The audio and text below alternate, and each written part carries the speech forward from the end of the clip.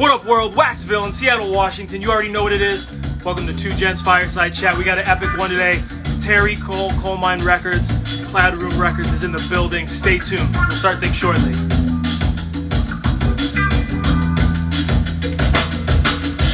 I see you, Get Jay. Appreciate you.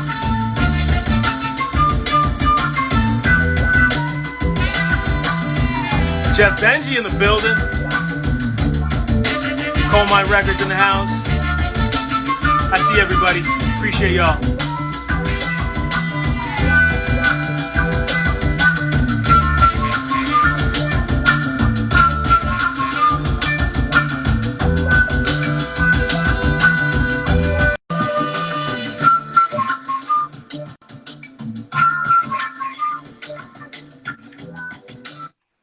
Terry, how's it going? What up, man? How you doing? I am stoked. So happy you're here. Thank you so much. Yeah, thanks for having me, guys. Appreciate it. We got Jeff Benji over there. What up, Jeff? How you doing? I'm doing great, Terry. How are you? I'm good, hanging in. Very cool. I hope the agenda wasn't too much. No, man, it's all good. I like. Very cool. I'd rather be thorough than, than just making it up on the spot. So Totally. Thank you. I appreciate that. yeah, for sure. No, I like it. Super pro. Dig it. Runs a tight ship. Yeah, I like it, man. I dig it. So we have 32 on the line. If you guys are ready, I'm going to go ahead and kick things off.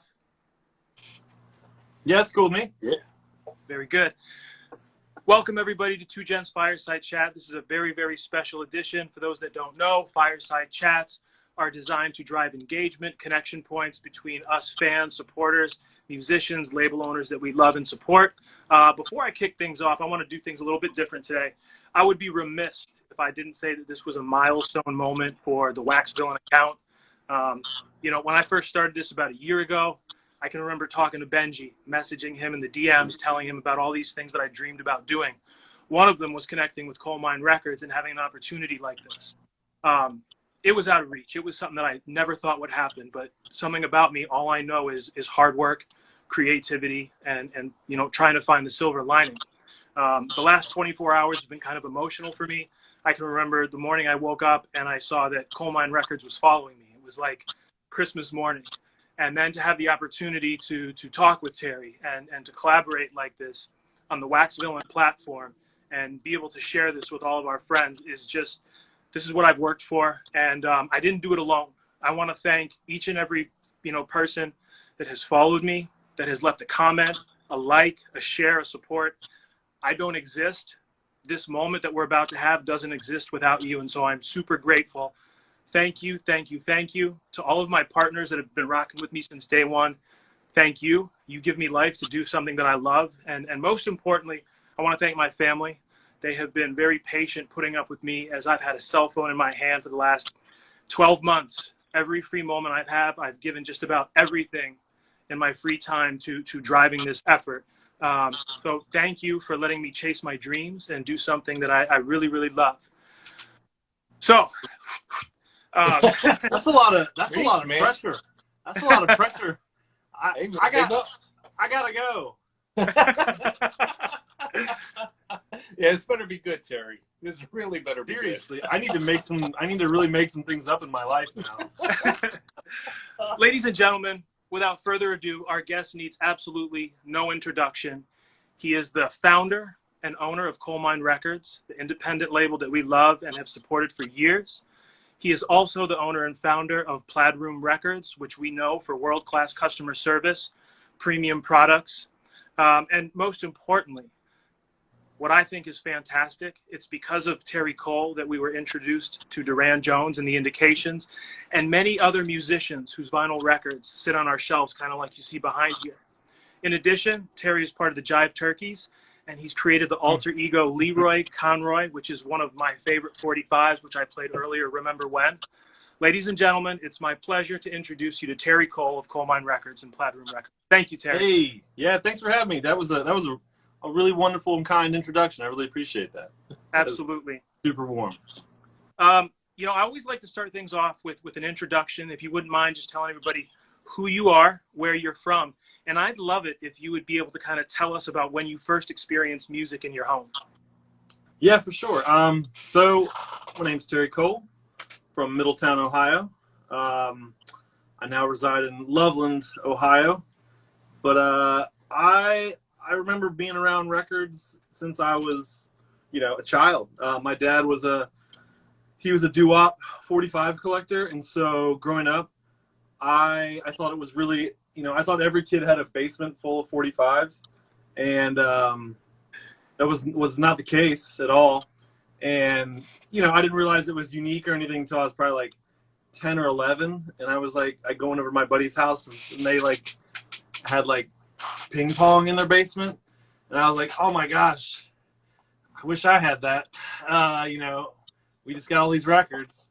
So I mean, like, I'm not exaggerating when I say that tens of thousands, probably upwards of like 100,000 45s in our basement at any one time. And like borderline hoarding, not really hoarding, but kind of hoarding. Yeah, they didn't call it hoarding back then. That's sure. Back then it was just like, oh, he's got a cool collection. No, they're collectors. That guy's got a really. Well.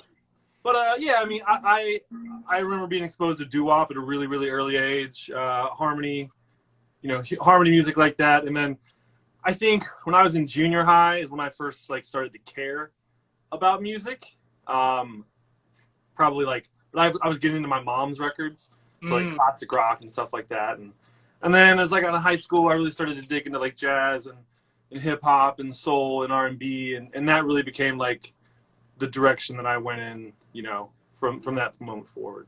But really, it really came down to, my dad's record collection. My older brother too. My older brother, he's 10 years older than I am, and he worked at a CD store when he was in high school and played music, and so he just sort of disseminated lots of things that somebody my age, I remember at like 11 years old, him playing like Bitches Brew, and me like, what is this? And not liking it.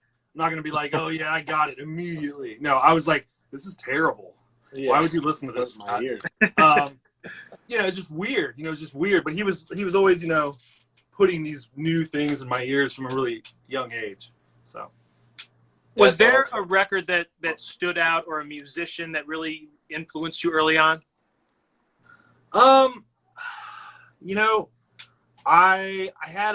dad had we had like 2 CDs growing up, and the doo-wop stuff, I remember the doo-wop stuff, the first stuff that I liked, like I actually enjoyed listening to, not stuff I was just listening to because I was listening to it. He had this Heartbeats compilation.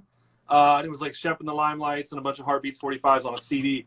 And I remember that was like newfangled technology, in like whatever year that was, 1991 or whatever. I was like, oh my God, we have a CD player. This is crazy. And I remember that like music just really speaking to me, and it's like nothing content-wise. It's the same old stuff, lovey-dovey stuff. But like, I don't know, just wonderful lyrics and like awesome melodies. And that stuff just really, always stuck with me. And it's been amazing, to like, when I first started like putting soul and funk 45s out, I still had this like very soft spot for like slow and low and for doo-wop leaning stuff. And I remember, saying out loud or thinking also just like, that's not the scene. The scene right now is, this is like 2009, 2010. The scene is up-tempo funk.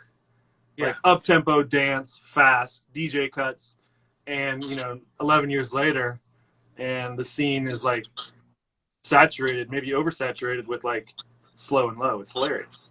Yeah. Well, I was gonna just it's funny. I mean, it sounds like your childhood was a little bit like mine. My dad had records lining the basement, and then like toy trains as well, lining the basement as well, but upwards of 100,000 records.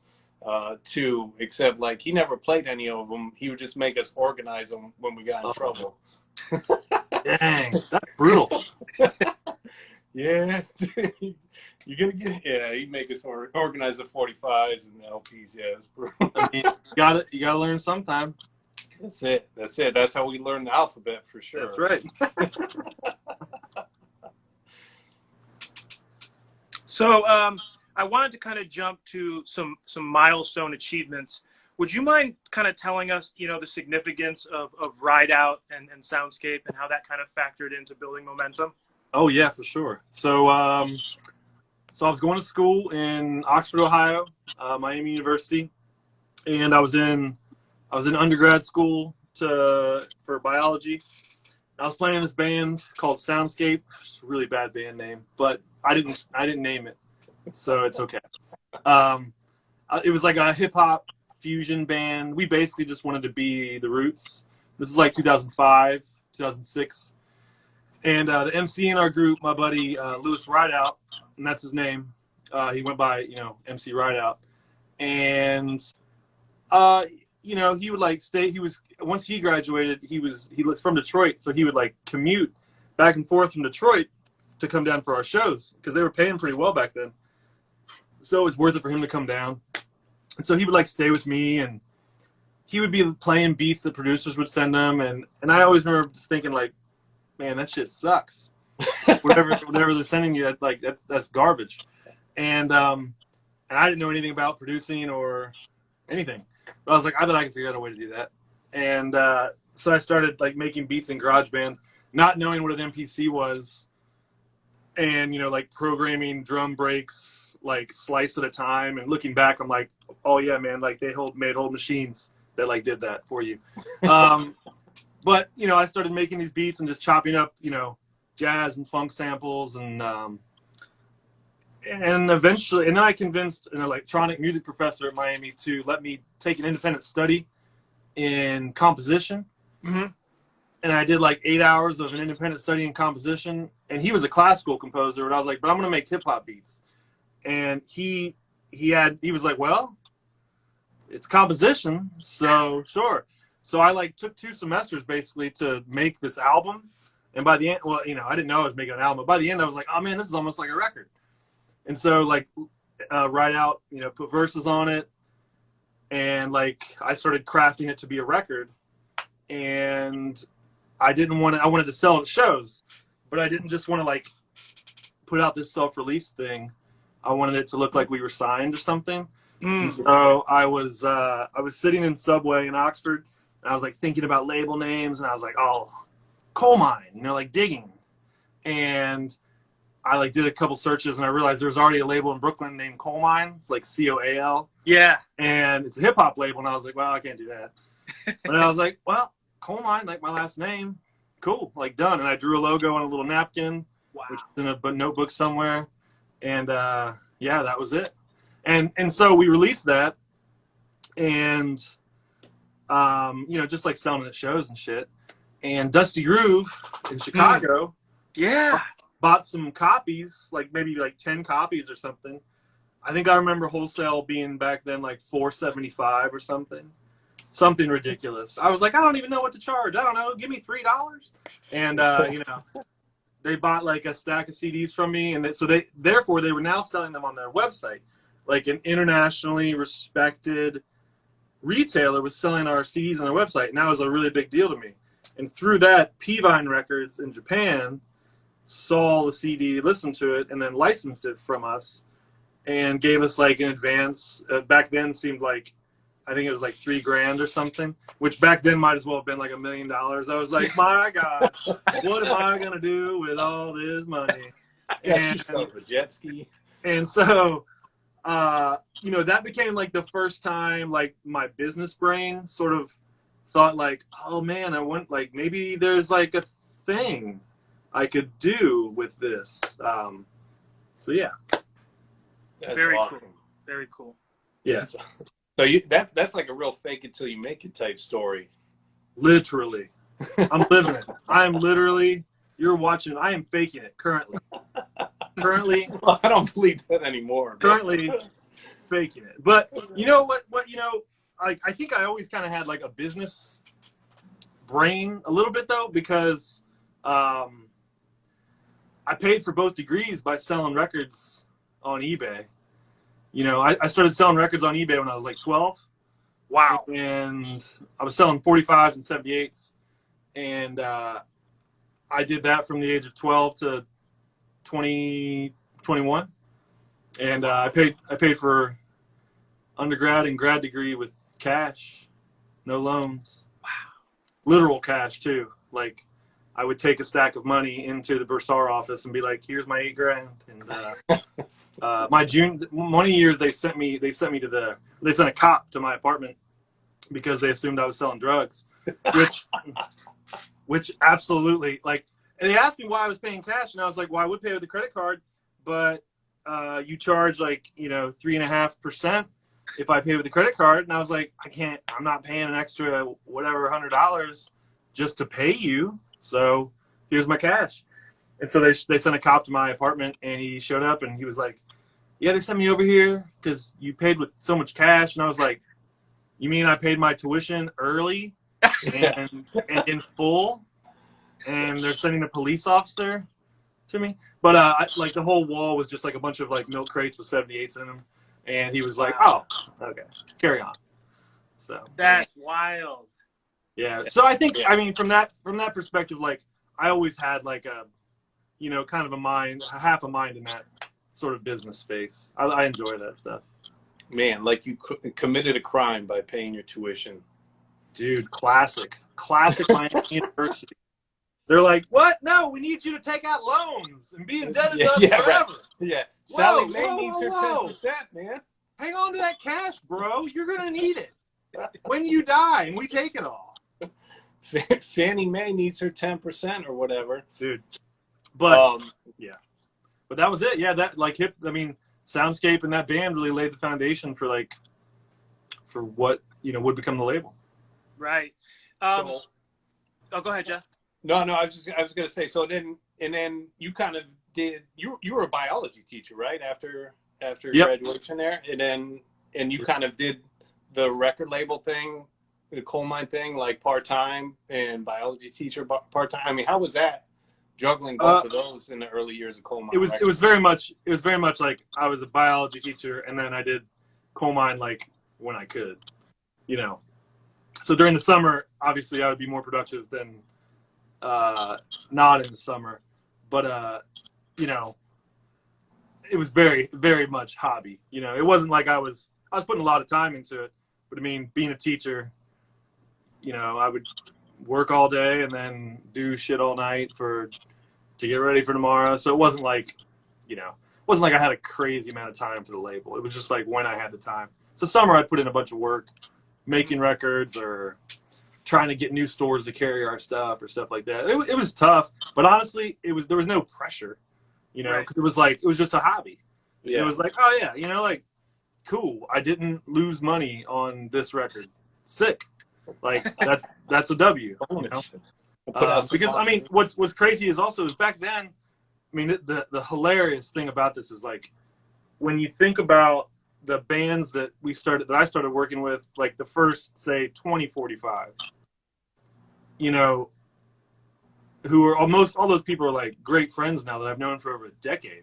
Mm-hmm. But, though the only thing I brought to the table really was the willingness to spend $1,000 on 45s. That was like really, which is hilarious when you think that a teacher was bankrolling bankrolling bands. But I mean, wow. back then, like $1,500 to a band who's never done anything, and they're like, I don't know if we could sell these, or I don't know if we can afford to press these. It's like insurmountable. And I was just the one person who was like, I did it with my band a few times, enough to feel confident that, oh yeah, I could probably do this with your band too. And back then, Daptone and Truth and Soul, those were the other labels, those were the labels that I looked up to. Yeah. And those were it's not like they were looking for like outside bands to bring in, they weren't like going and licensing things from outside of their circles. It was like Daptone was putting out stuff that Daptone was producing. Truth and Soul was putting out stuff that Truth and Soul was producing. Yeah. And I was more of in a situation where like, yeah, I'm going to put out stuff that I'm producing. But if somebody brings me 2 tunes, I'm like, oh man, these tunes crush. Mm-hmm. I'll license it and, put it out. So that was one of the things that allowed the catalog to grow pretty early on. But man, early on, I was just, Mr. Fat Cat, bankrolling all these bands with my fat teacher salary. I love that. Well, leads me to my next question. Did you ever have to flip records to the students for lunch money? Yeah, right. None of my kids knew. They didn't know shit about anything like that. They were just like they it was so especially back then. Like, they was so foreign. Like, the fact that records existed, and their teacher made some records. They're like, what? Why? Like, just such a. That's not a I don't get it. But every once in a while, there'd be a kid that was like into hip hop and would like find out about like the first CD I made and be like kind of blown away, and be like a kid that was into like underground, like Doom or Dilla or stuff, would like hear it and be like, wow, you made those beats, Mr. Cole? Can you make me some beats? Like, no. I was like, I probably couldn't even do that again if I had to. Like, I had 2 semesters of 400 level college independent study to do what little I've learned how to do. You think I got time to do that now? I got to teach you all the birds or whatever, you know? Yeah. You know, you mentioned kind of having that business mind, and you talked about, you know, trying to get your records in stores. One of the things that I thought was fascinating is you took a road trip just to basically visit record stores. And to me, this is kind of maybe where that world-class customer service came from. But the article talked about how you would, you know, go up and introduce yourselves and shake hands. And after this experience, you came back home, you know, rejuvenated. Would you be able to just kind of talk to us a little bit about that? Yeah, so basically I got divorced when I was like, I don't know. How old was I? Well, however old I was. We'd been married about 5 years. But we got a divorce in April. And so I'm a teacher. I had summers off. I got a lot of likes for some reason. Divorce! Hearts were just blown Crumbled! up. Heartbreak! Keywords. Looking for keywords. Anyway, so I got a divorce in April. Hell yeah, there it is. Yeah. In April, and I had the summer to do whatever I wanted to do. You know, what do I have time me here? I got no cat. I got no dog. I got no wife. I got an apartment with nothing in it. I'm going to go hustle these records. Yeah. So I got in my Honda hatchback, and I had, at that point, we had like 27 45s. I think we were about to release Oregon Don't Stop and Gene Washington and the Ironsides Don't Throw Your Love Away. Yeah. Those were like being produced. And we were getting ready to release those. We had just released Postales. I think that's the only LP we had. Maybe Bread and Butter was out too. So we had like 2 LPs, 25-ish, 45s. So I just started driving down south. I went out west, went all the way up the West Coast, came back through the middle of the country, you know, saw a bunch of stuff. I got to meet a lot of the bands that I've been working with via the internet or phone. You know, all these West Coast bands like the dudes from Jungle Fire and the dudes from Oregon and Monophonics. And, you know, it was part of the trip was that, to meet those folks, to like strengthen those connections. Yeah. And then part of it was just to like expand the network of the reach for the label in stores, which was really hard because 45s are a really hard sell in stores. Okay. So I was just like counting on myself to sort of, I get Vinyl J said Bread and Butter was first, Postales was first. Sorry, Get Vinyl J. Postales was first. Bread and Butter came out on CD first. And then Postales was the first LP, though. And it didn't look like that. It had a different cover. Really? Right. Yeah, the OG cover we did 500 of. It had pictures on it, right? Yeah, I met Chris Lujan, too, on that trip. He was playing at he was playing at a record fair, I think. Wow. The MTET Small world. Small world. So anyways, but the whole point of the trip was like to, you know, try to use what I had at my disposal, which I thought was like good records, and my glowing personality to try to convince people to buy shit from me. And it went over really well. Like, the trip made money, which is pretty, you know, that was great. But that really wasn't the point. But it was amazing. I got to see all these record stores. You know, they welcomed me with open arms. I saw the good, the bad. I got to see what a record store in 2014 looked like. because to be quite honest, I was sort of out of the loop. Like I was in my own like producing dirty funk and soul world, and I didn't really have like feet on the ground and really know the pulse of the modern record store back then. So really, it was an amazing perspective and really like rejuvenated my energy for the label, made me want to like keep doing it more and more. And you know, now I'm divorced, so hell's bells, I can do whatever I want. And then that fall, my superintendent pissed me off by saying something about my hair, and that was all I needed to be like, later, I'm out. And Wow. I wasn't all. I was like, it was morale was very low at the high school I was teaching at. So I mean, that was like the last straw, basically. Yeah. But I mean, to give you an idea how quick shit happened, like it was October of that year. He came in and observed me. I hope he sees this. What up, Dr. Price? If you see this, Terry's hair is glorious, for the record. right? And everybody knows it, just not you. So I was in a. He came in to observe me, and he was for my third period zoology class. He came in to observe me, and it was my best class. And when you're a teacher, you know you want people to come and observe you when it's your good kids. You know, not that there's anything. None of there's good kids or bad kids. But anyways, you want them to observe you when you have your good kids. Yeah. And so he came in during my third period, and I'm like, hell yeah, like, these are the good kids. Like, they're going to make me look like a star. And, you know, it was amazing. It was a great lesson. Everybody's learning, having a good time. At the end of the day, I go see my principal. We're getting ready to go to this meeting where he's going to talk to us and, you know, tell us how to be better humans. And I'm like, hey, what old Eagle Eye had to say about, you know, my lesson or whatever. And she said, she laughed and she was like, oh, he said, you know, the kids seemed engaged and like they were learning. But he thought your hair was like inappropriately long. And I was just like, I couldn't see. Like, I was just so like blind with rage. Like Middletown, the town I'm from, which that book Hillbilly Elegy is about Middletown. That book that came out like 4 years ago or whatever.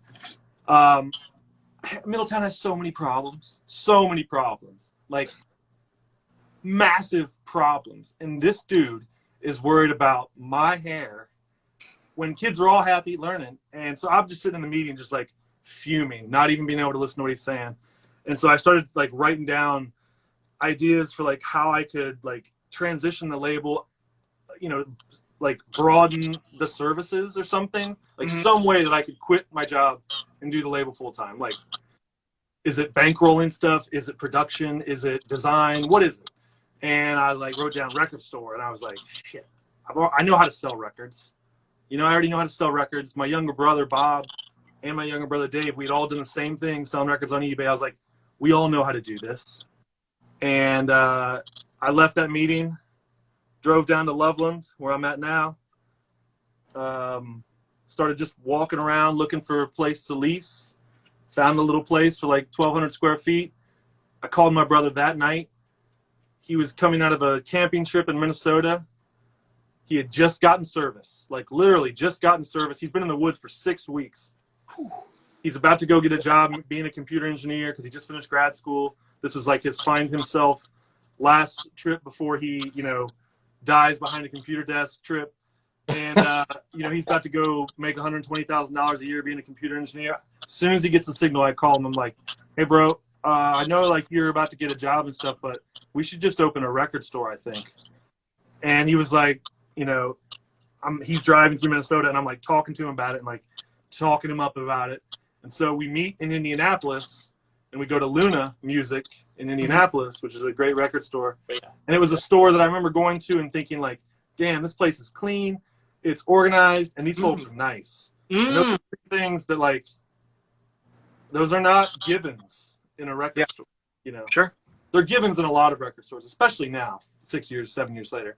But like a lot of record stores back then, yeah, you know, like that wasn't a given, you know. Right. It's just like, are they going to talk to you when you come in? I don't know, probably not.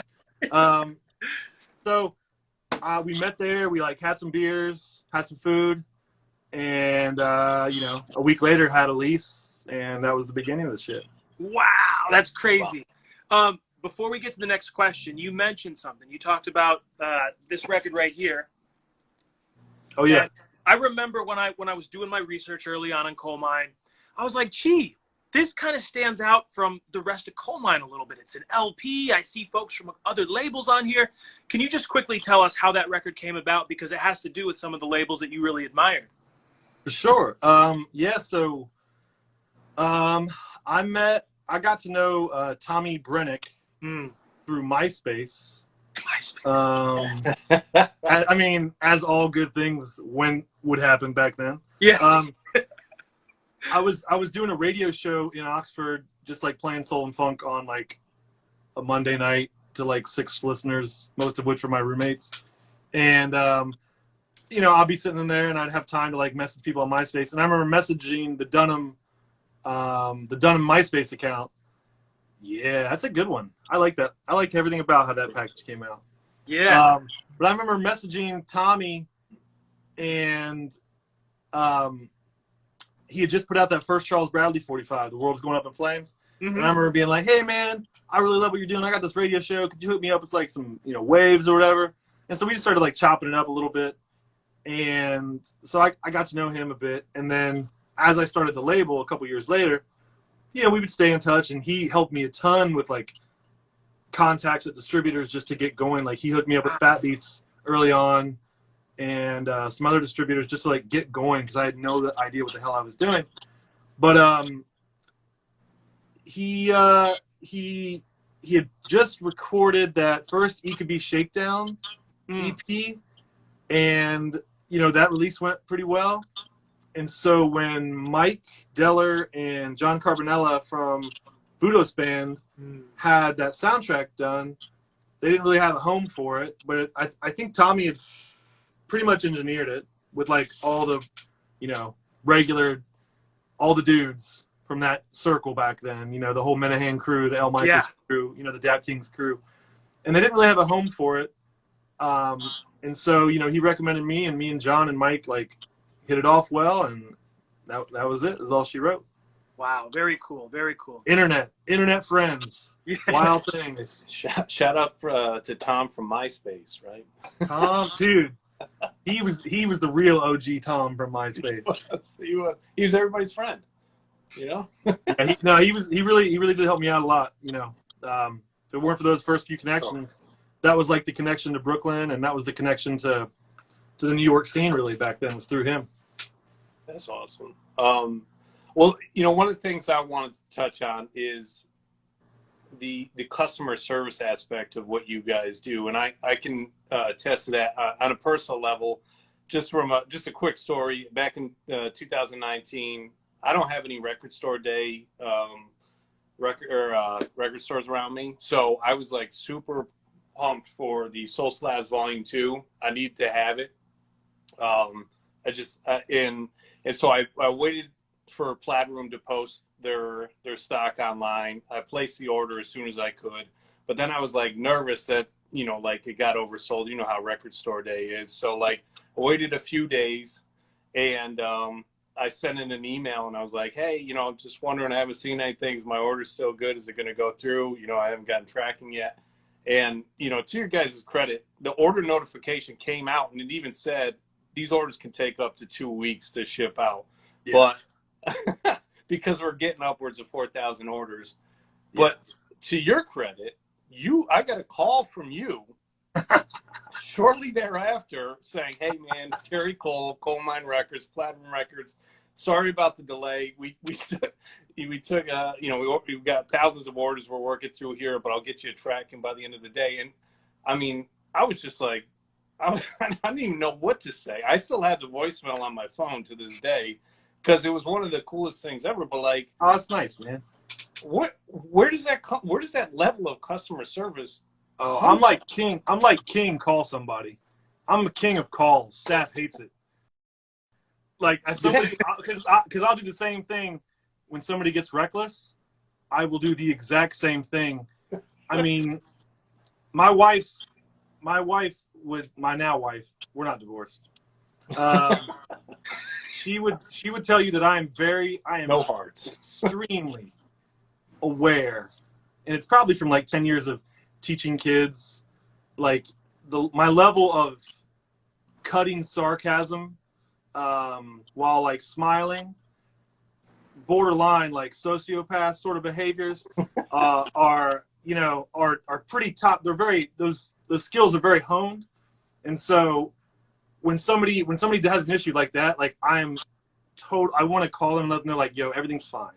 Like, I want to assure them everything's fine, because I know that on the internet, it's so easy for you to feel like you're a number, and it's also so easy to talk shit on the internet, because everybody's a keyboard cowboy out there. And copyright Matt Stubbs. I can't take credit for that. Matt Stubbs from GA20 said that around me. I know if he sees this, he's gonna say that I stole his joke.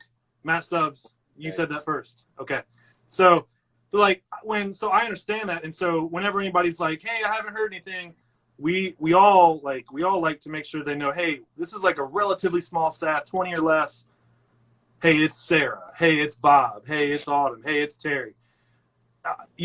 Sorry about that. We'll get it done. And a phone call is just such an easy way to humanize yourself. Mm-hmm. I love that. And the same thing goes when people talk shit.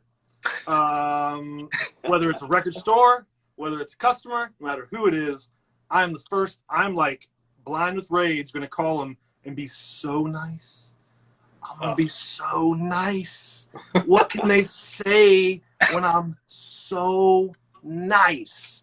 Nothing. You can't say anything when you're like, hey, man, so sorry about that, dude. I will take care of that.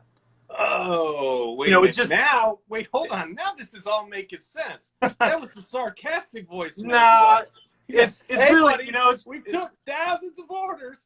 Sorry we didn't get it out the same day. We're not Amazon. You'll never know. You'll never know, Because it's all the the same. time. Because it's genuine customer service. It's because it's coming from this place. It's coming from this place of like so sincere. Like, I need you to know this. But the people that really need to know it are those people that like talk crazy shit or like make things up. Like record store day is the peak day when like people don't have the answer to something. Not talking about what you're talking about, but like when it comes to like quantities and stuff, or like quantities or prices or why a store got this or why a store didn't get this, and people just make things up. People are like, I don't have the answer, so I'll insert my own reality. Here it is. And it's like, no, that's just not, all the major labels are screwing everybody over again. No, just another day. Just another day. It's just like, no, there's no conspiracy. It's fine. But it's like, it's whatever it is, whether it's a YouTube comment, a Facebook comment, a mean email from somebody, as soon as you call somebody and let them know, like, yo, we are humans, they immediately bring it down. And like, I don't know, 99 times out of 100, folks that come reckless via email, all of a sudden, they're normal humans again on that phone call. Yeah. You know what I mean? It's because, and I get it. It's because they feel like, who is Plaid Room? I don't know who Plaid Room is. I just placed this order. But as soon as you're like, yo, dude, what's up, man? I'm just here. Sorry, man. That's my dog barking in the back. My bad. Because I'm a guy with a dog. It's like, oh, okay. Yeah. Sorry. That, they back off. But, during the pandemic, I did the same thing, man. Every time we got an order from a new customer during the pandemic, I called them the first like 4 weeks, and I would just leave just voicemails, probably just creeping the hell out of people. And I'd just be like, what's up, man? This is Terry from Plaid Room. Just want to say thanks for the order. This pandemic sure does suck, so we appreciate the order. Have a good day. Like dumb little things like that go so long, really long way with people, I think. Oh, absolutely. No, clearly I still have the voicemail saved on my phone. But like that, like what you talked about though, some of the sets you guys apart is like transparency. Even Plaid Room always listing quantities for record store day. Your pricing's always like somehow, a few dollars below everybody else, which is insane. And then I see you on Discogs all the time, just being like, hey guys, don't pay these prices. I'm about to reissue this record. And I'm like, who does that? Like, that's out there like lurking, next level dude. stuff, man. Out there lurking in the shadows, just lurking. I think, we got in trouble for the whole transparency on record store day, all like putting our quantities. We stopped. we capped them now. Now it caps at 25 because Wow. people will, I don't know, shops were like, well, that's not fair. They're getting too many. And I'm like, but I don't know. I ordered so many, though. That's why I got so many. Like, I'm not special. Like, we're not special. We're not, like, we don't get any preferential treatment or anything like that.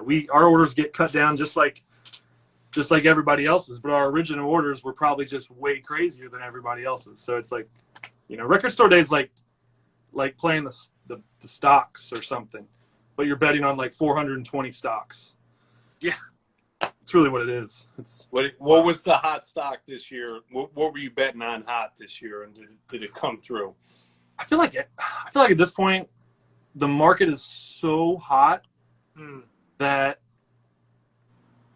you just want everything of everything all the time. Like, did you see the Foo Fighters record being as hot as it was going to turn out to be? I mean, we ordered 1,000. Wow. All right. Well. Got 25. And so shops are like, that's not fair. They got 25. It's like, we ordered 1,000. What if they would have called our bluff? We would have got, we would have been like the Tom Petty from June.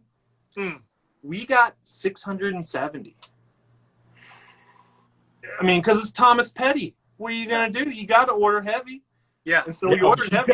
You got to bet on and Universal was like, oh, boys, I see you ordered heavy here. Guess what? We pressed a lot. Here you go. And we're like, oh, I hope people like Tom Petty. And then we sold out. They're gone. Wow.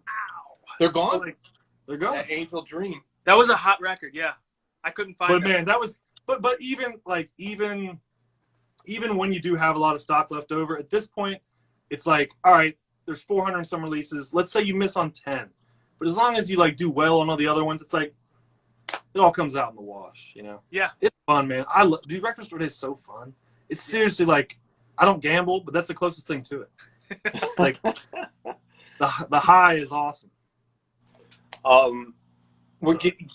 No, that's cool. One other thing real quick that I just want to point out that sets you guys apart, obviously top-notch customer service, but also the packaging. I mean, you guys don't cut any corners. I mean, I'm pretty sure I get whiplash mailers.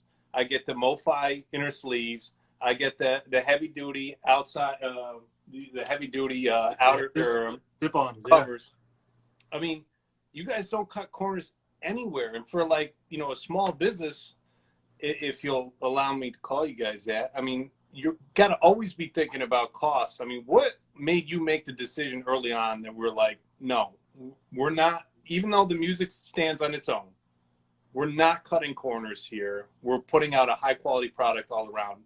I think it was the shop, man. I think a lot of our growth can really be attributed to the store being the best teacher for the label, because if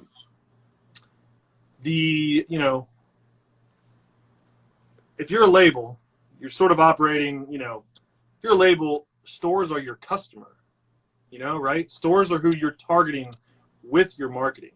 Like, stores are the customer. You're trying to convince them to bring in your product and to sell it to their customers. Mm-hmm. So you're targeting customers, but really stores are a customer. You want to convince them that bring this thing in, right?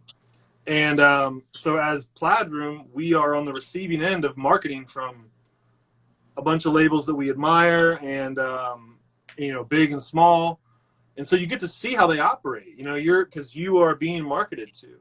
And that is so valuable because you learn, oh, I don't like that. I don't like how that feels. Oh, but I love this. This is a really great idea. And with regard to packaging, we see so many records, obviously, coming out all the time that we're, highly aware of, oh, wow, this thing feels like a brick. Like, I remember the first time we had a big numero section. And I remember just being like, damn, like, this section just looks premium. Mm-hmm. Like, when I go through this section, I'm like, I want all these records, right? And so, and they do almost everything in tip-on. Numero does almost everything in tip-ons. And so that's kind of where the tip-ons came from. And then as Plaid Room started to get into the audiophile market online with MoFi and analog productions and stuff, we'd hear so many positive remarks about the rice paper inner sleeves. Yeah. And we were like, man, we should just do that too. And Got a Groove has been just like, it's been really, really fun to grow with Got a Groove, the pressing plant we use, because, the first record we ever did with them was that Leroy Conroy 45. Remember? Wow. And I remember, because we were doing everything with United, and I remember Matt kept calling me and being like, yo, you should press something with us. You're in Ohio. We're in Ohio. And I was like, yeah, but I'm not one to like change shit up. I don't want to do that. And yeah, buddy, I like that one. And I was like, I don't want to change anything up. And then when I got to the Leroy Conroy 45, I was like, oh well, shit, this is my stuff. If this plant totally blows, whatever. I'm not gonna. It's just gonna be my record, and I'll just redo it at United, and it's no big deal. But I got the records. I was like, oh man, this thing looks great, sounds great, and so we just switched everything over. And back then, I still think they were still working some kinks out, but at this point, Got a Groove is like one of the top 3 pressing plants in the States. It's like RTI, Got a Groove, and QRP. And as far as like audiophile level, I hate that word, but like as far as audiophile level pressing plants, those are the only 3. And so it's been really, really fun to just sort of grow with them as the company's grown. But those things stand out. I guess what's on to your question. Numero, when I would browse through the Numero group section, I'd be like, damn, these dudes are killing it. And I was like, man, I want our section. I want people to look at our records and be like, damn, this looks like something I should own. Yeah. So that's the motivation. They stand out. And even the side profile, Oh yeah, man, those beefy spines. Yeah. Those spines stick out big time. Yeah. So. We started putting that black bar on at like, I forget which record, maybe Oregon, 12012. Just so that when they all sit next to each other, there's a big black bar going along the top. Yeah. I saw somebody online post that they had like just about all of them lined up next to each other, and they all look so cool with different color lettering and everything. I was like, yeah, that's goals right there. Very sexy. Goals. Very sexy. You're up, buddy. All right, so we'd be remiss if we didn't talk about Duran Jones and the Indication. These nice young cats right here. For I don't sure. know if anybody's heard of them. Never.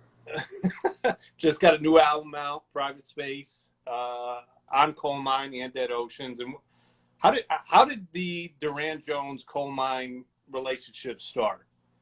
It started with Blake.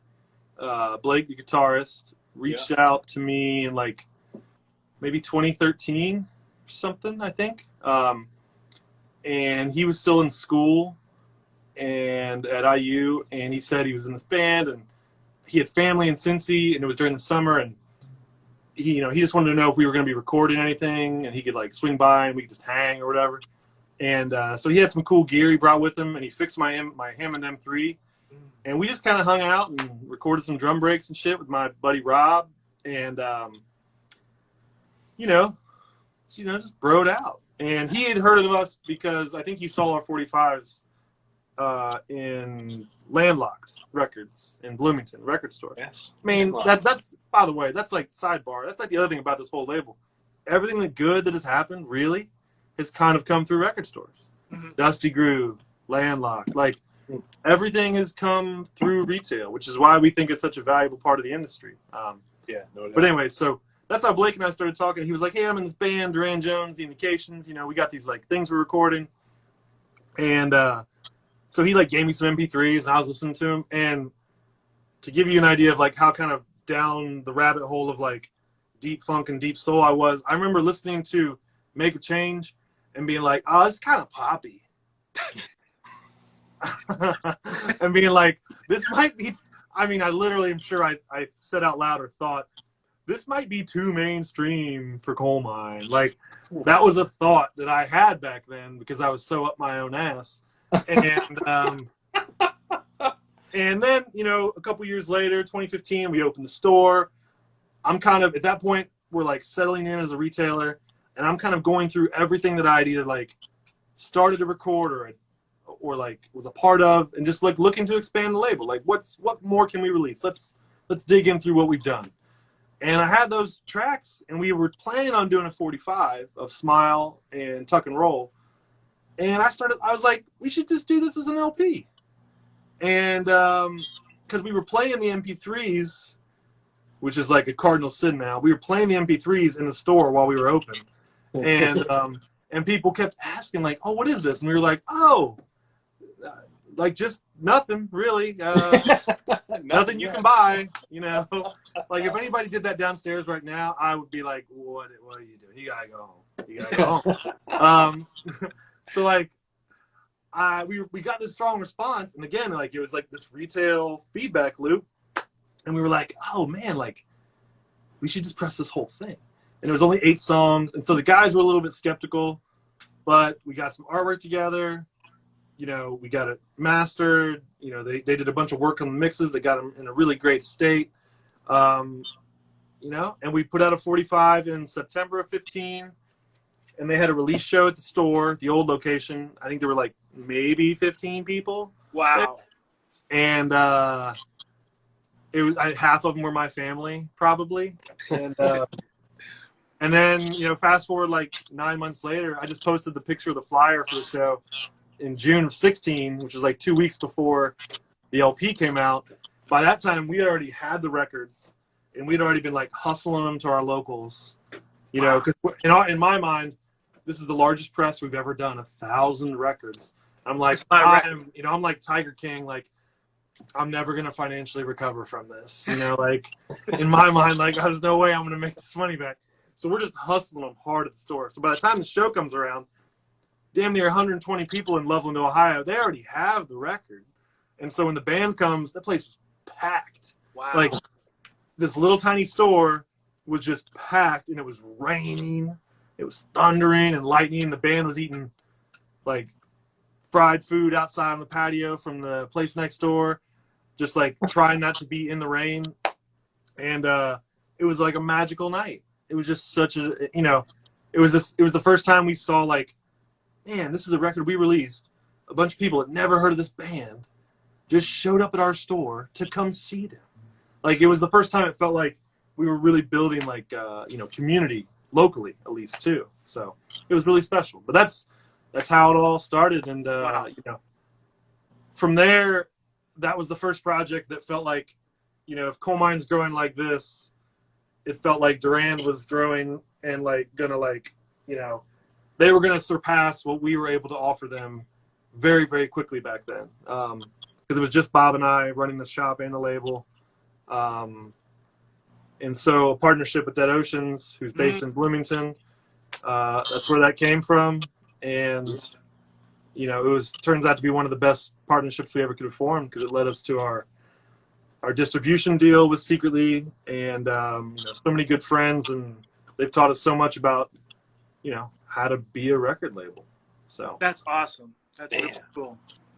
And just think, if your ears hadn't been, I mean, your ears are almost too pretentious to hear how good that sound is. Dude, 100%.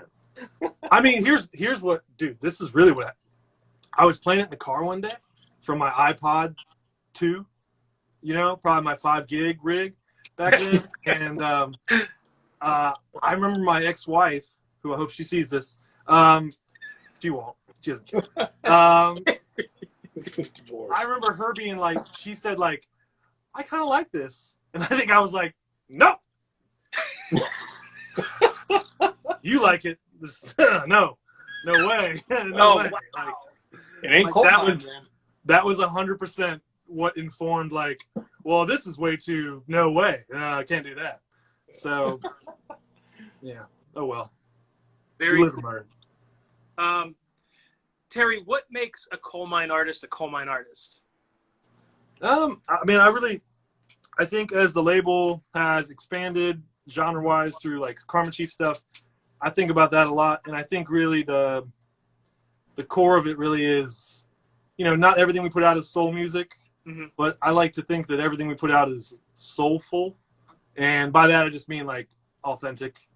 You know, I think that's the core of everything is authenticity, and not being concerned with marketability or optics and just worrying about like the music and whether it feels true and authentic. Sure. How do you plan the release schedule with such a large roster? And you got to tell me, how do you choose like the color variants? I'm crazy about colored records. The release schedule, me and our project manager Autumn, it's pretty wild right now. Like figuring it out because we're having to plan releases like 12 months in advance because of pressing plays. Yeah. Like we have a big board in our room that's like, you know, goes deep into 2023. Wow. But you know, if you don't plan right now, it's not gonna get any better. The pressing issues, it's not gonna get any better for at least a few years. So It's like, well, either plan now or you hate yourself later. So it just means tons of early planning, you know, setting expectations for artists, you know, not trying to make everybody happy all the time, unfortunately, you know, just trying to be realistic and be like, hey, and hopefully people realize that, and I think most folks do, is, you know, if you take the time and do it right, it's going to be rolled out in a better way and more effective in the long run. So yeah, maybe it's 6 months later than you wanted it to be, but when it comes out, it's going to be more impactful than it would be if we would have rushed things out or anything like that.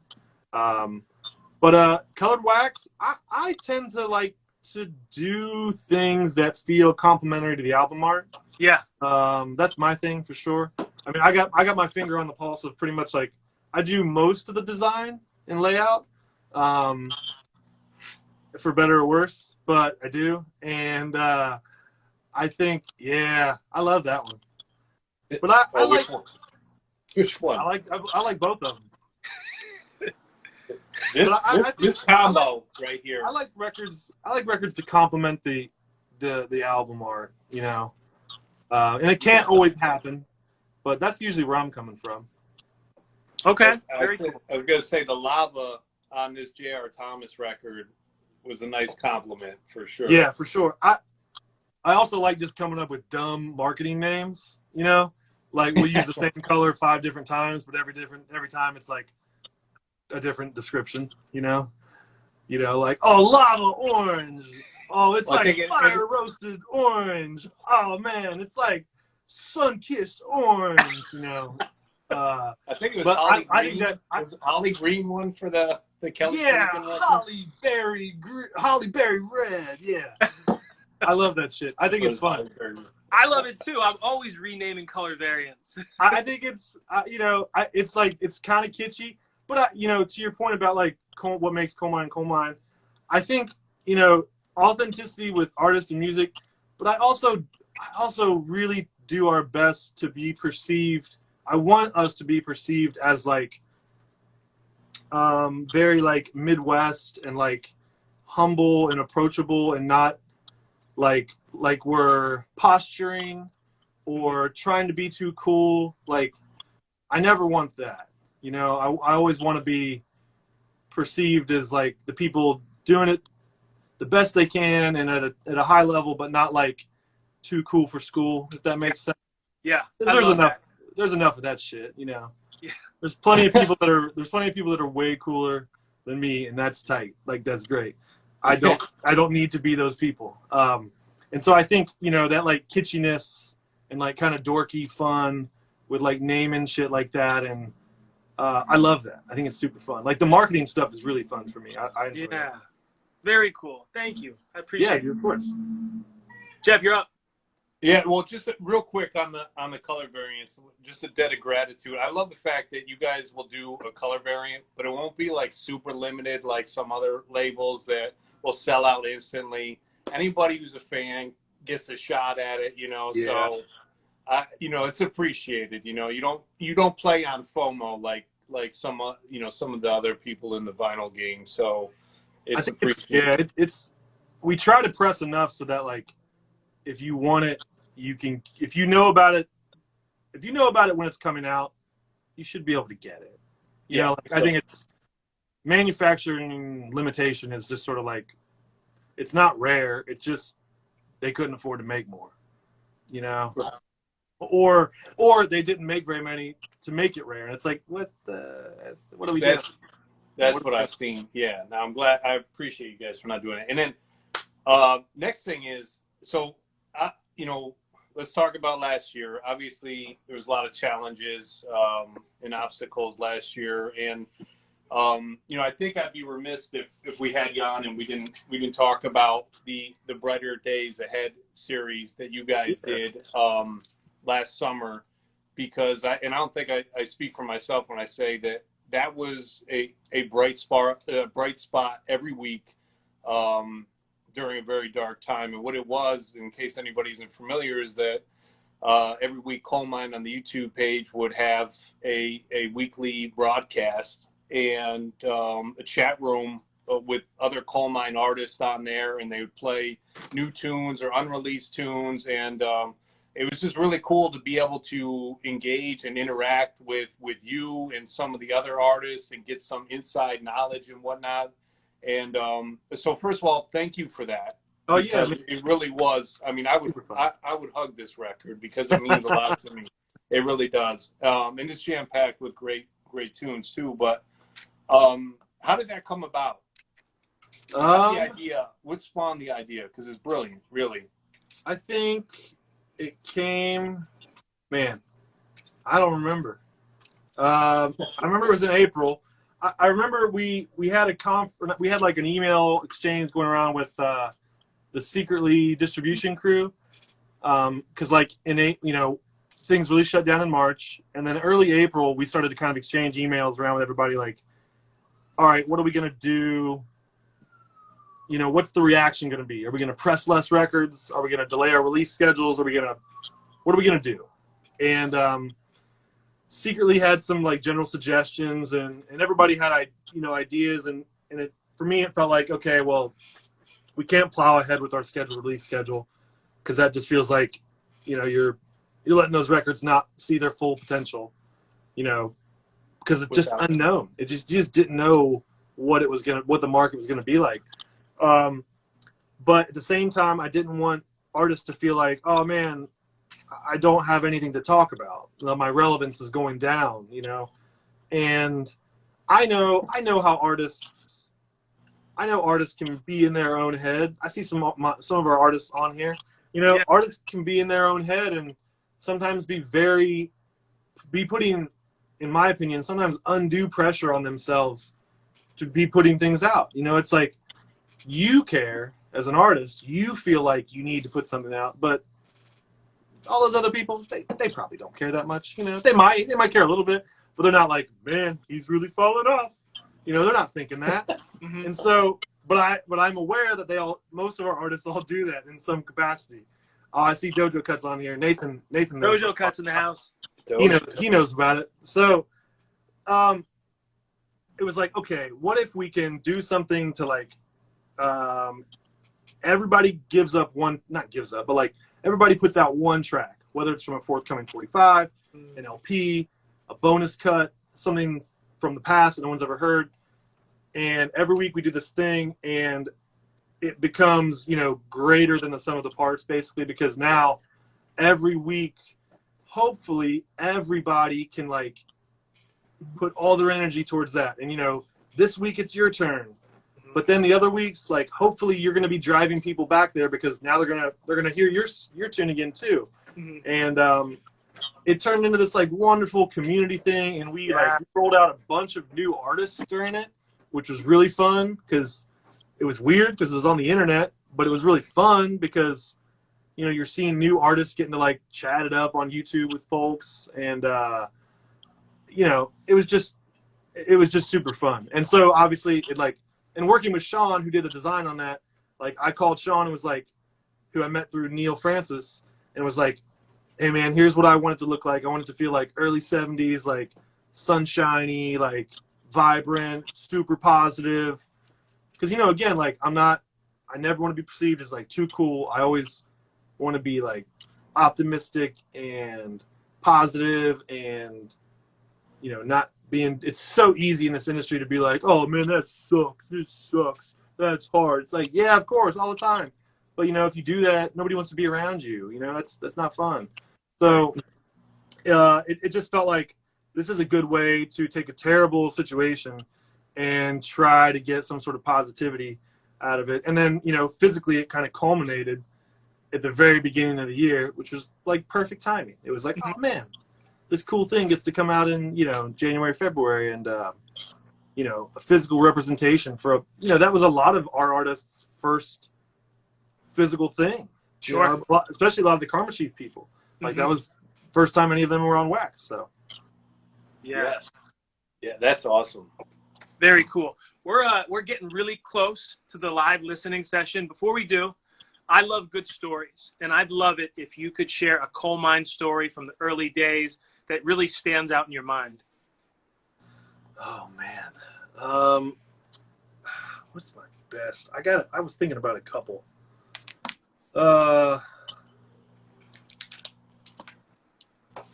Let me come back to it because I want to decide which one I want to. Can we go ahead and dive into the listening first? Yeah, let's do it. Is that cool?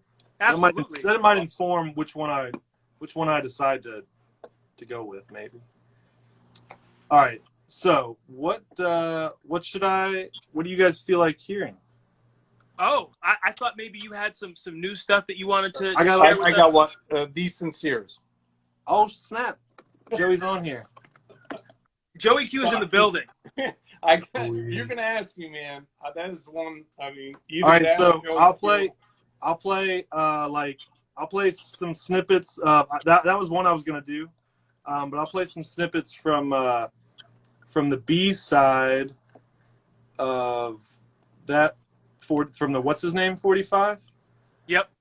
Joey's gonna be like, nah, bro. Terry, I didn't know we were gonna get a choice. Sorry, Joey. You're putting out my tunes early, bro. What are you doing, bro? Can you guys hear that? A little louder. Love is me time. Keeps me up at night. What can it be? Here? It's on. Where will it go away? Will it be ever? Oh, will it be just a phase? In my arms, in my life. I'm getting weak over And here. I just lose every game. It's on. It's on. It must be make-believe. Could it be? Or could it be just a dream?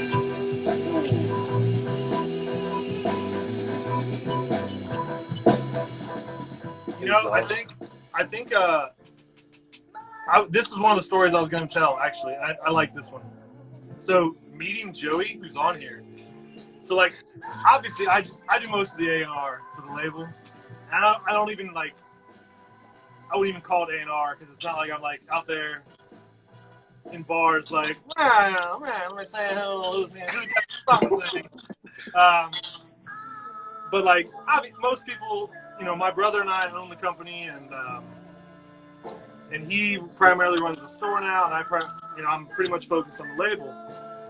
And so all the A&R usually comes from me. But Joey, Bob, it was like super late.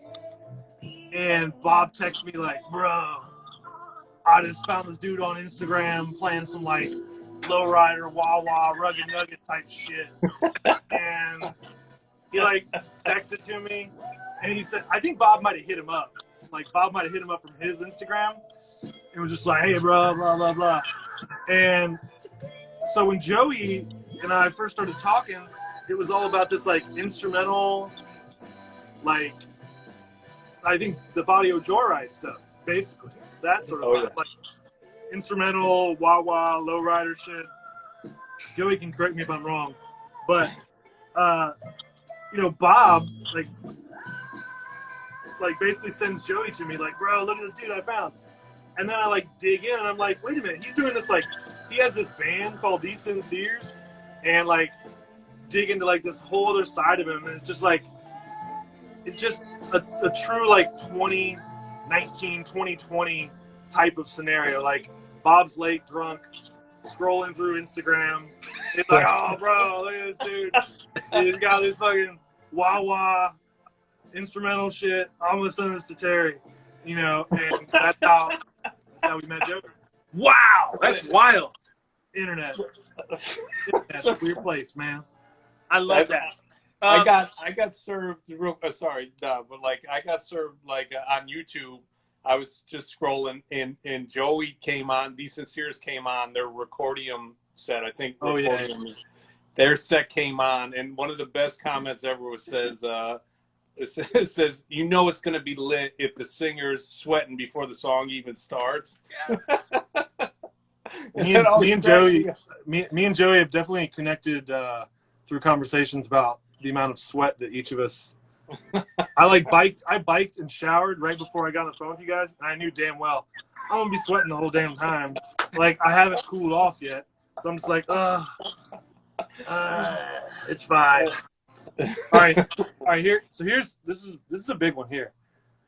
Joey knows that story's true, dude, and it was hilarious. He had some like wild sound effects in the background.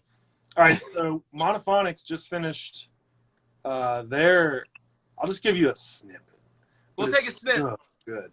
Monophonics just finished their LP. It'll be out in I think March. I think is what we're looking at, and it's really good. It's really good. I mean,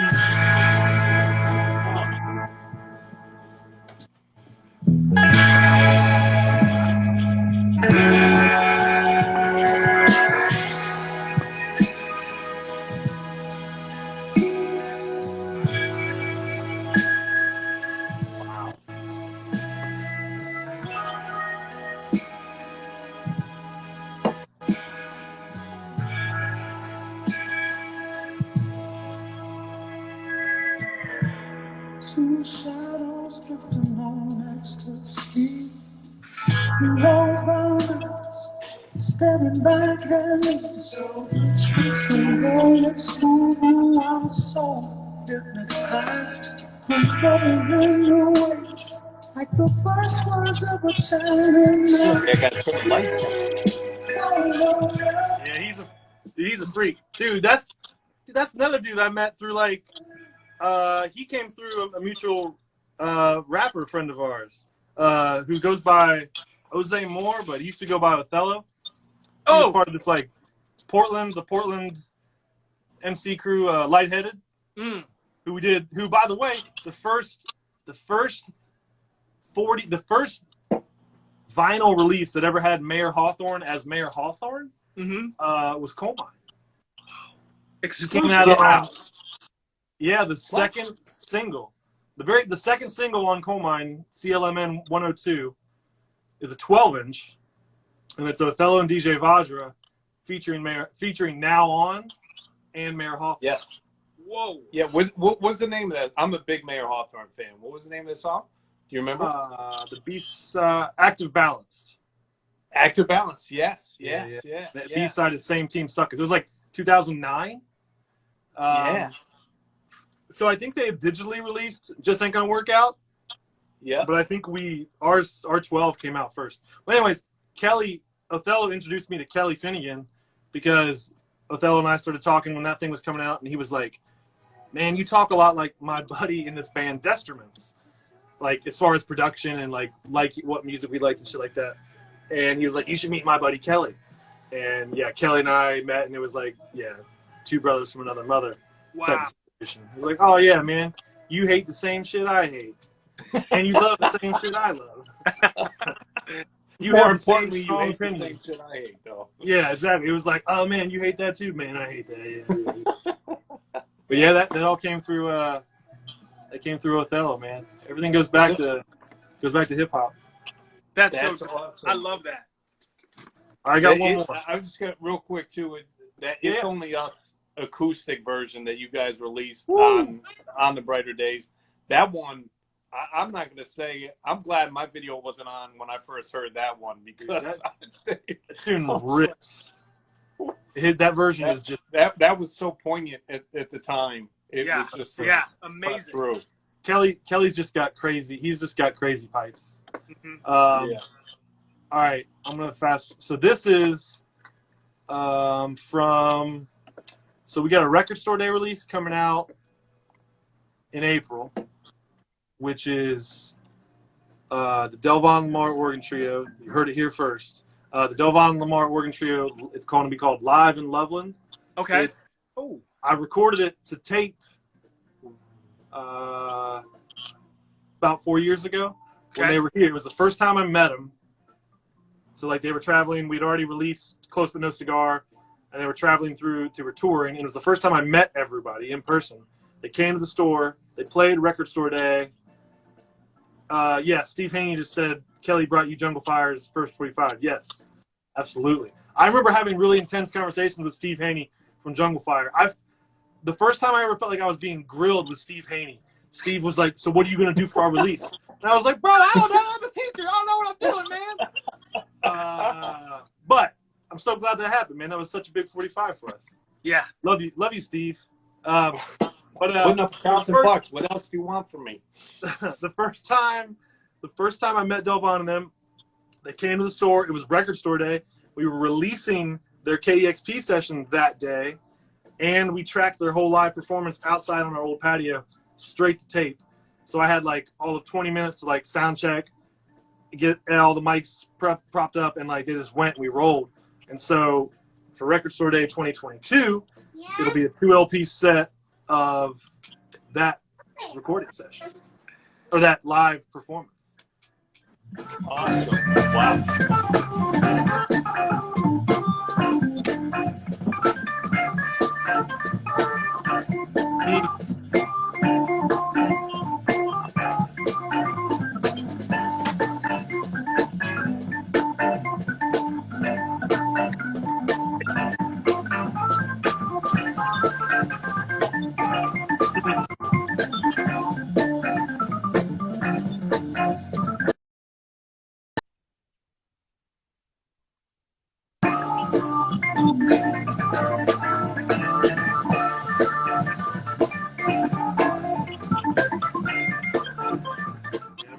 It's gonna rip. It's so good. That's awesome. I love that. And they're from Seattle too. Yeah. That came through David McGraw, their drummer, their original drummer. Okay. Because he'd been buying our 45s for like super long time. Mm-hmm. And he was like, "Hey, I'm in this band, The True Loves." And I was like iffy on it a little bit because we had a lot of instrumental bands like that. You know, we had a ton of instrumental bands like that. And then he was like, "I'm also in this organ trio, Delvon Lamar Organ Trio." I was like, "Oh, cool." And he sent it to me, and I think I was just like souring on instrumental at the moment because I was like, I don't know. And then and then eventually I was like, "Oh, duh, yeah, idiot, stupid idiot, duh, of course. Come on, dude."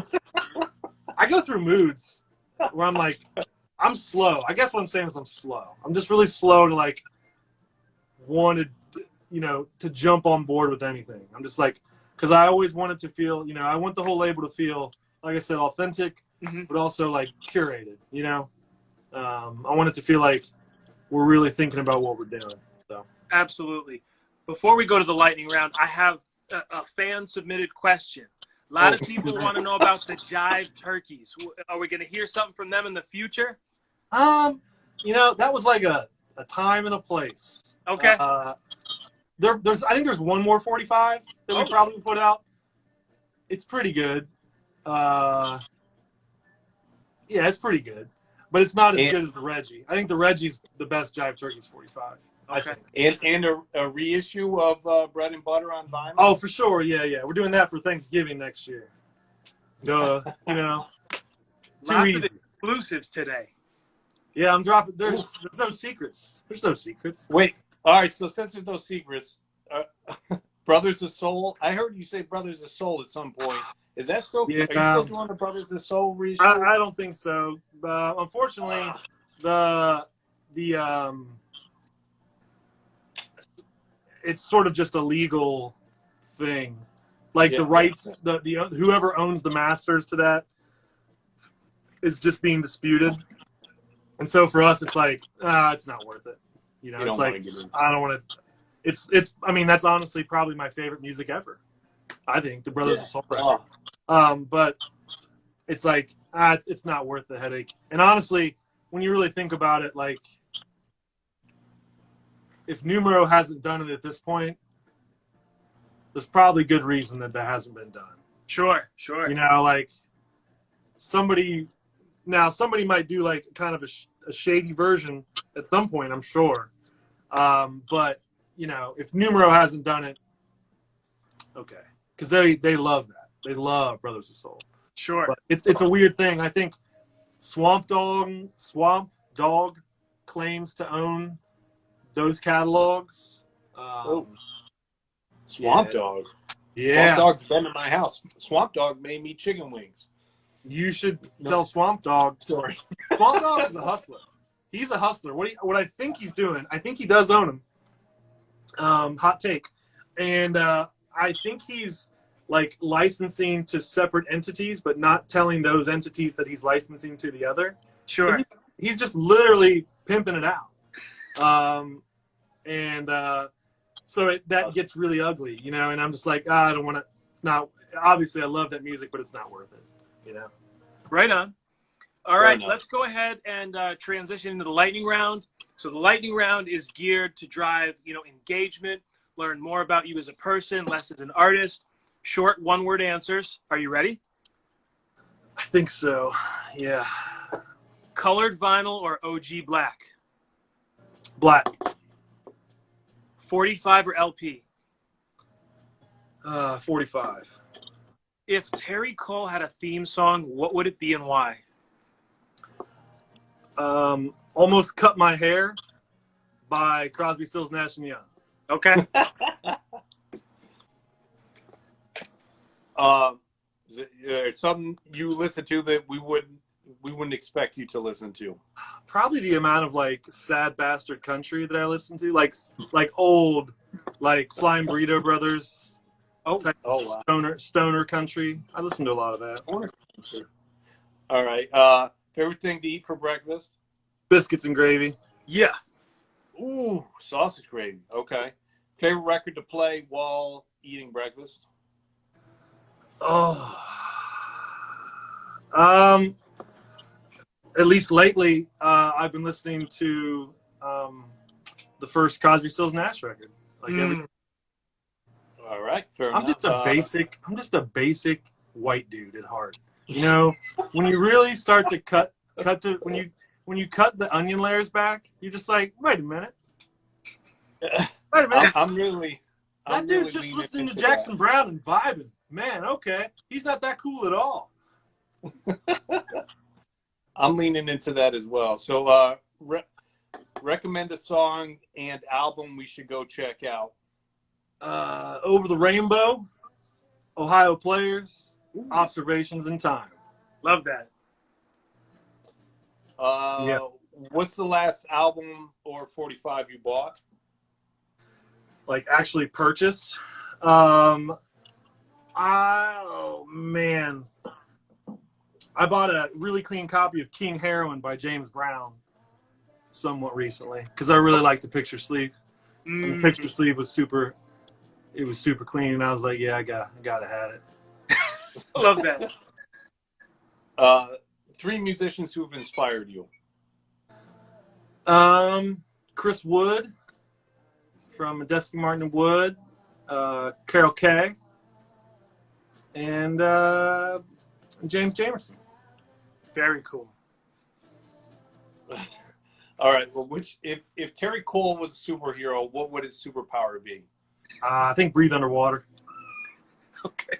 Breathing underwater. Okay. Yeah, I like All fishing. Right. I love fishing, and I always love looking underwater. That's dope. It's that easy. Basic. I'm just a basic dude.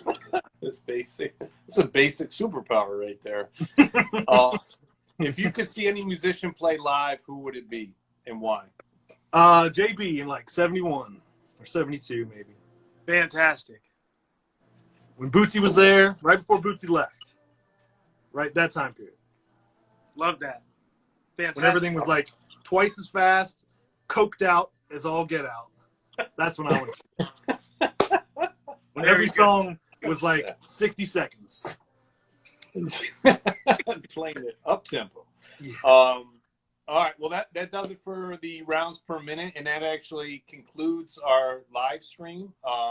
Terry, this has been incredible, man. We really are honored to have you on, a pillar of the modern soul community, and thank you for sharing all the knowledge, the insights, and also all of the joy and great music that you brought to us over the years too. So appreciate it. Hey, I'm very grateful, and I appreciate you guys having me on. I'm living the dream. I got no complaints. I got a dog, a wife, a little girl. I run a record store, and I run a record label. What the hell else? What else could I possibly be doing? Unless I ran like a greasy spoon, that's like the only other thing that I would really want to be doing is like making breakfast for people every day. That's like. So, Terry, if you ever come to Seattle, Easy Street Records, there's a greasy spoon in there. The breakfast is phenomenal. I think you should do that. The 45 that I mentioned earlier, the Reggie. Yeah. That was written about a biscuit sandwich from Portland called the Reggie at Pine State Biscuits. It's a restaurant in Portland. They got like 2 locations. But a Reggie is a biscuit with a fried chicken breast, bacon, fried egg, and then sausage gravy. I mean, you really can't eat it like a sandwich. Yeah. I had one of those, and I drove home to my hotel, and I like started humming like the bass line, and then obviously I took a nap afterwards because I was tired, and I went back the next day and ordered again. And on my iPod Touch, I recorded myself. I recorded myself ordering, and that's the beginning of the song "The Reggie." You hear me ordering a Reggie, and I recorded it on my probably at a super high bit rate on my iPod Touch. And I told the people working, one of the owners was there, and I was like, "Yo, dude, so just so you know, I wrote a song about your sandwich, and I'm going to press it on a 45, and I'm going to mail you a box of them when I do it." And he was like, "Okay, guy. Sweet. Whatever you say, dude." But yeah. Sweet. Well, that's fantastic. Anything else you want to let the fans know before we wrap up here? Hey, I mean, hopefully all these weird stories, one of like the through lines is like independent record stores and how important and pivotal they've been to us. And whenever anybody's like, "Hey, what's the best way to like support an artist or a label or whatever?" To me, the answer is always to buy one of our records or one of our artists' records from the store. Nothing you can do supports the entire ecosystem more holistically than buying from a record store, because it supports the store, the distributor, the label, the artist, everybody involved. So I love that. So important. Terry, thank you so much. This was thanks for having me on, fellas. Fantastic day. Have a fantastic night. Appreciate the exclusive streams you played for us. Yeah, for sure. I'm gonna go have a beer with the guys from guy and girl, Jesse and Melanie from Rust and Wax. Oh, dope! They're a record store down in Florida. Yeah, they're on a big road trip right now, and we're gonna go get a beer. So I'm just emphasizing my point, man. This is just part of the ecosystem, non-stop. So, I love it. All right, well, thanks for having me on, fellas. I really appreciate all the kind words, and thanks so much. Thank you. Have a great night. Terry. All right, later, fellas. Peace, man. Yeah. I just want to say thank you to everybody who tuned in. This was one of our longer live streams. It was fantastic. This was memorable. Lots of exclusive information. We got to learn a lot about Terry. Thank you, thank you, thank you. Waxvillain is not stopping. We're going to continue to move forward, do great things like this for the vinyl community, record collectors. If you have any questions, feel free to DM me. If anybody wants a copy of this live stream, I'd be happy to share that with you in a different type of file format. Waxvillain, Seattle, Washington, Jeff Benjamin, upstate New York, and we're out. Thank you. Cheers.